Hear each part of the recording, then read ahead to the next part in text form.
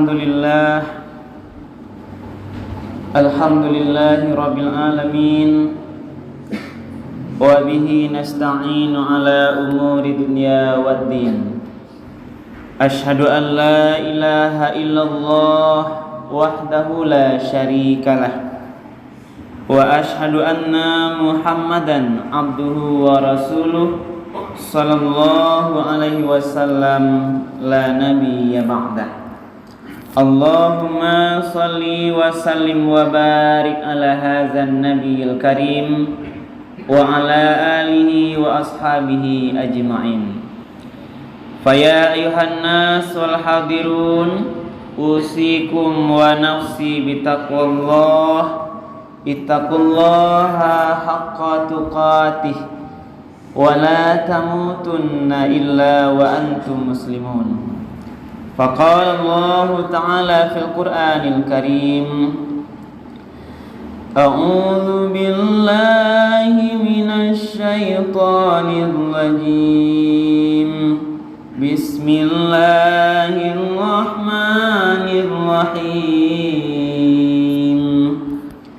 Ya ayyuhan nasu ittaqu rabbakumul ladzi khalaqakum min nafsin wahidah wa khalaqa minha zawjaha wa batha minhuma rijalan katsiran wa nisaa wattaqullaha alladzi tasaaluna bihi wal arham innallaha kana 'alaikum raqiba. Sadaqallahul azim. Bapak-bapak, saudara-saudara hadirin kaum muslimin, sidang jemaah salat fardu Jumat yang dimuliakan oleh Allah. Marilah kita sama-sama sejenak menyampaikan kalimat puji dan syukur. Alhamdulillahi Rabbil Alamin. Segala puji bagi Allah Tuhan semesta alam, yang mana berkat rahmat dan karunia-Nya jualah di Jumat yang berbahagia ini kita masih diberikan nikmat kesehatan, kesempatan, nikmat iman dan Islam, yang dengannya kita masih kuat melangkahkan kaki dan mengayunkan tangan kita beribadah salat fardu Jumat di masjid yang sama-sama kita cintai ini. Kemudian salawat dan salam kita doakan kepada Allah, semoga disampaikan kepada junjungan Nabi besar kita, yakni Nabi Muhammad sallallahu alaihi wasallam. Allahumma shalli ala Sayyidina Muhammad wa ala ali Sayyidina Muhammad. Rasulullah telah membawa umat manusia ini dari zaman jahiliyah kepada zaman yang mengenal Islam dengan meninggalkan dua pedoman hidup, Al-Quran dan Sunnahnya. Maka mari kita berpegang teguh agar kita selamat dalam kehidupan dunia sampai kehidupan yang kekal abadi di akhirat kelak. Hadirin kaum muslimin sidang jemaah salat fardu Jumat yang dimuliakan oleh Allah. Pada khutbah kita yang singkat kali ini, kajian khutbah kita dasarnya adalah Al-Quran Surat An-Nisa ayat 1. Telah khatib bacakan di awal khutbah tadi. Mari kita mencoba terjemahkan, kemudian kita coba kaji apa pesan Allah yang mungkin nanti bisa jadi rujukan amal perbuatan kita dalam kehidupan dunia ini. A'udzubillahi minasyaitonirrajim. Bismillahirrahmanirrahim. Ya ayuhan nas, wahai sekalian manusia. Ayat ini diawali dengan ya ayuhan nas, wahai sekalian manusia. Beberapa hal yang dapat kita ambil pemahaman dari ya ayuhan nas ini, hadirin kaum muslimin. Yang pertama, bahwa ayat ini diturunkan untuk seluruh manusia. Tidak hanya dia mukmin atau Islam, tetapi seluruh manusia yang ada di alam bumi ini. Apalagi maknanya bahwa ayat ini berarti bermanfaat, akan membawa manfaat kepada seluruh manusia, karena memang Al-Quran itu adalah rahmatan lil alamin, tidak hanya untuk kita umat Islam sebagai kitab suci kita, tapi juga rahmat bagi seluruh alam, maka termasuklah seluruh manusia ini. Sebenarnya kalau seluruh manusia ini mengamalkan ayat ini, insya Allah akan membawa manfaat bagi mereka. Ya ayuhan nasu taqu rabbakum, wahai sekalian manusia, bertakwalah kalian kepada Tuhan kalian. Bertakwalah kepada Tuhan. Jadi pesan pertama Allah adalah Allah memerintahkan takwa. Ini perintah pertama. Takwa yang sudah kita pahami, hadirin kaum muslimin, artinya dasar katanya adalah dari waqa, yang nanti wiqayah artinya adalah memelihara. Ini kata dasarnya. Jadi orang bertakwa adalah orang yang memelihara dirinya. Dari apa? Dari murkanya Allah. Kenapa cerita murkanya Allah? Karena murka ini adalah persoalan nanti balasan di akhirat kelak. Maka orang yang bertakwa, orang yang memelihara dirinya dari murkanya Allah Subhanahu wa ta'ala. Lalu bahasanya orang bertakwa akan menjaga diri dari murkanya Allah, memelihara dirinya, maka dia akan mematuhi semua perintah Allah dan menjauhi semua larangan Allah. Itu caranya apa? Memelihara diri dari murkanya Allah. Inilah konsep dasar orang bertakwa. Karena hadirin kaum muslimin, orang bertakwa memahami dan belajar kalau semua apa saja yang diperintahkan oleh Allah pasti ada manfaatnya. Salat diperintahkan pasti ada manfaatnya. Silaturahim diperintahkan pasti ada manfaatnya. Memakan makanan yang halal diperintahkan pasti ada manfaatnya.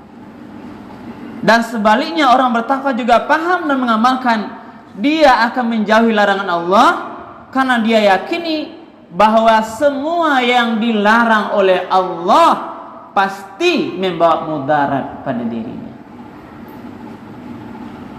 Karena Allah yang Maha Tahu.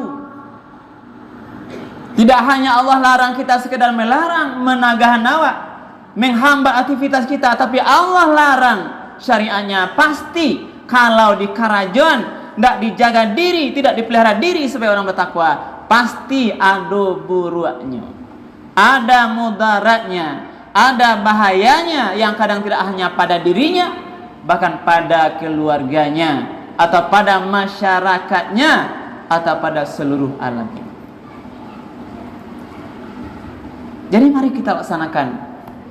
Maka belumlah kita mengaku bertakwa kalau perintah Allah tidak wak karajuan, sementara sebaliknya ana dilarang oleh Allah itu nan wak karajuan.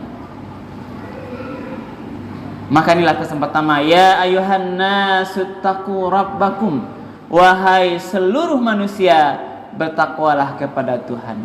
Ini pesan pertama. Allazi khalaqakum min nafsin wahidah, bahwa Tuhanmu itu telah menciptakan kamu semuanya min nafsin wahidah, yang asalnya dari diri yang satu. Itulah Adam, nenek moyang kita. Wa khalaqa minha zawjaha, dan Allah ciptakan pula dari Adam itu istrinya, itulah Hawa. Wa bassa minhuma rijalan katsiran wa nisaa, kemudian Allah kembang biakkan dari dua diri itu, yaitu Adam dan Hawa, laki-laki yang banyak perempuan yang banyak. Inilah manusia yang sekarang jutaan banyak, bahkan miliaran menghuni alam ini. Allah sampaikan dalam ayat ini, dasar awalnya kita manusia ini sama semuanya, diciptakan Allah dari Adam, yang dari Adam Allah ciptakan Hawa, lalu dia menikah nanti, kawin, lailah, berkembang biaklah seluruh manusia yang ada di alam ini. Maka sebenarnya DNA kita sama, telah dari Adam dan Hawa. Kalau dicari ke dasarnya, hadirin kaum muslimin, sama nanti juga akan kembali ke tanah semuanya, sama kita. Lalu Allah sampaikan berikutnya, wattaqullah, dan bertakwalah kepada Allah. Tadi di awal ayat Allah katakan bertakwalah kepada Tuhanmu. Lalu di pertengahan ayat bertakwalah kepada Allah. Ini makna penegasan, penguatan, makna takkid bahwa bertakwa itu hanyalah kepada Allah. Tidak ada kepada Tuhan lain. Tidak ada kepada nama lain selain Allah. Maka kepatuhan menjalankan perintah hakikatnya hanya pada perintah Allah. Kepatuhan menjauhi larangan hakikatnya hanya larangan kalau sesuai dengan aturan Allah. Inilah konsep bertakwa. Makna tauhid. Karena makna Allah itu tidak ada yang lain memakai. Tidak bisa dipakai oleh manusia, tidak bisa dipakai oleh raja. Kata Allah itu tidak bisa dipakai oleh makhluk apapun, sekaya apapun, setinggi apapun jabatannya, tidak bisa menisbahkan, memakai kata Allah, Tuhan yang kita wajib bertakwa kepadanya, yang kita wajib mematuhi perintahnya, yang kita wajib menjauhi larangannya. Inilah makna kekuatan tauhid orang beriman, orang Islam, hadirin kaum muslimin. Wattaqullaha allazi tasaaluna bihi wal arham. Dan bertakwalah kepada Allah yang dengan menyebut namanya kamu saling meminta. Inilah kebiasaan orang Arab, hadirin kaum muslimin. Di masa zamannya Rasulullah, kebiasaan orang Arab kalau dia saling minta tolong pada saudaranya, saling bertanya kepada saudaranya, dia memakai kata Allah. Demi Allah, bantulah saya. Ini di antara contohnya.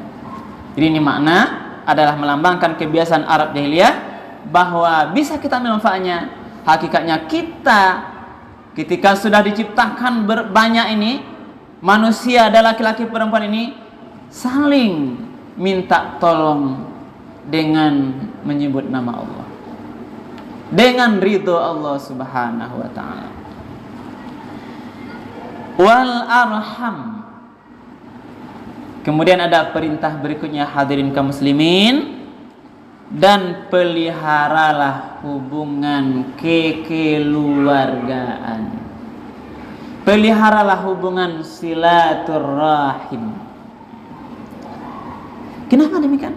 Karena memelihara kekeluargaan, menjaga silaturrahim, ini bagian ciri karakter orang bertakwa.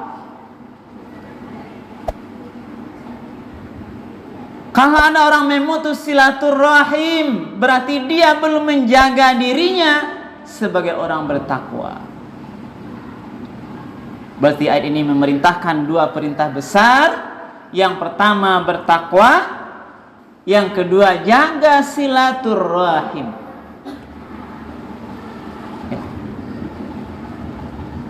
Takwa, hadirin kaum muslimin, kemudian jaga silaturrahim. Mari kita fase sedikit, hadirin kaum muslimin. Makna menjaga silaturrahim ini adalah menjaga kekeluargaan ini terutama dengan orang-orang yang ada hubungan nasab dengan kita. Siapa itu? Ayah ibu kita. Siapa lagi? Kakek nenek kita. 4 garis ke bawah, ke atas. Kalau bicara kita konsep silaturahim, konsep nasab, konsep kekeluargaan, yang utama itulah dia keluarga yang ada hubungan darah dengan kita, hubungan nasab.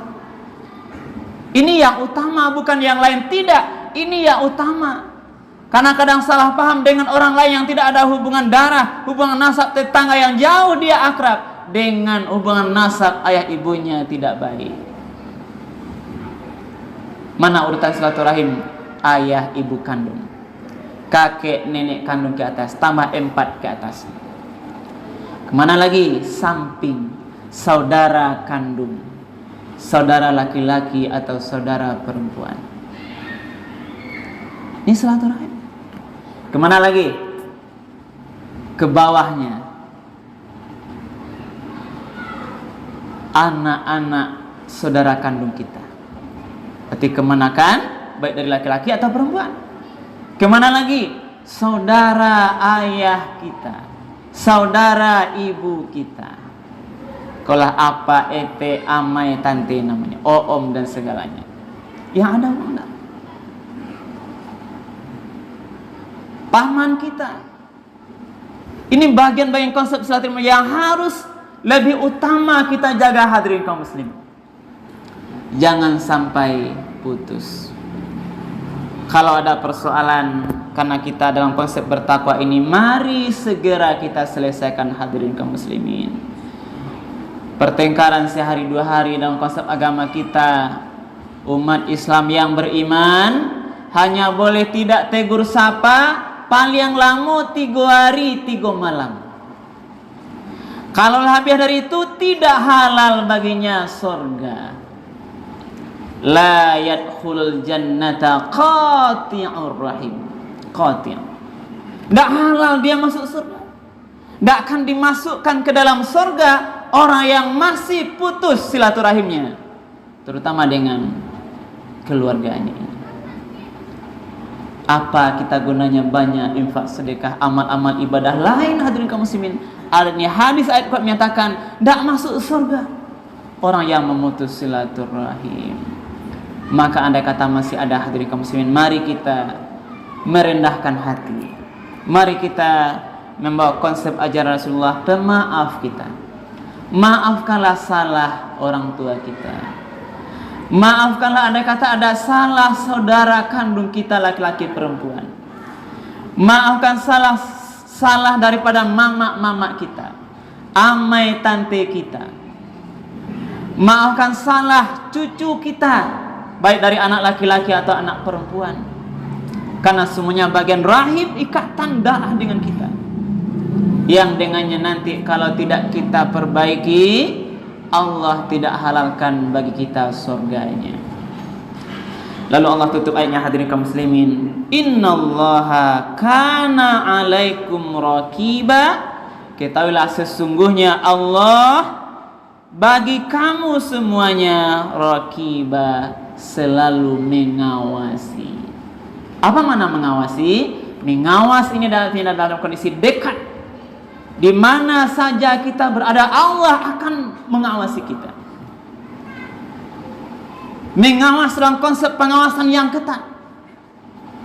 Kalau contohnya mengawas tuh ada anak ujian, ada pengawas tuh dekat dengan anak tuh. Tidak ada istilahnya guru mengawasi anak ujian di luar ruangan, tidak. Tapi dia mengawas dekat anak yang sedang ujian, jalan dia ilir mudi. Itulah makna pengawas. Berarti lebih dari itulah Allah akan mengawasi kita dimanapun kita berada. Detik kapanpun, tidak ada ruang, tidak ada tempat kita, hadirin kaum muslimin, di luar pengawasan Allah. Maka andai kata kita tahu dengan konsep pengawasan Allah ini, tidak akan ada waktu kita, tidak akan ada tempat bagi kita untuk berbuat dosa maksiat kepada Allah. Mudah-mudahan bermanfaat, perbanyak manfaat. Tabiru ya ulil absar la'allakum turhamun.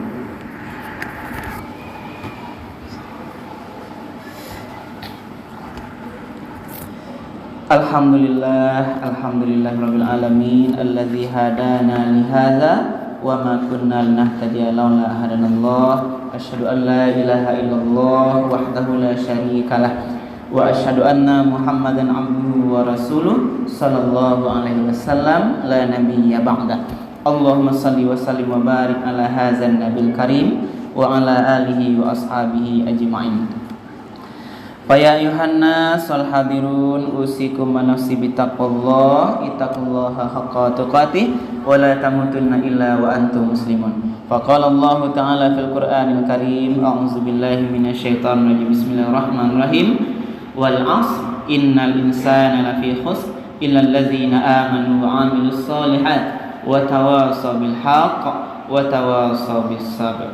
Demi waktu yang terus berjalan dan berputar, sesungguhnya manusia-manusia itu benar-benar berada dalam kerugian, kecuali orang-orang yang selalu memperbaiki imannya, memperbanyak amal soleh, dan saling menasihati dalam kebenaran, kemudian saling menasihati dalam kesabaran. Innallaha wa malaikatahu yusholluna 'alan nabi ya ayyuhalladzina amanu shallu 'alaihi wa sallimu taslima. Allahumma shalli 'ala Muhammad wa 'ala ali Muhammad kama shallaita 'ala Ibrahim wa 'ala ali Ibrahim wa barik 'ala Muhammad wa 'ala ali Muhammad kama barakta 'ala Ibrahim wa 'ala ali Ibrahim fil alamin innaka Hamidum Majid.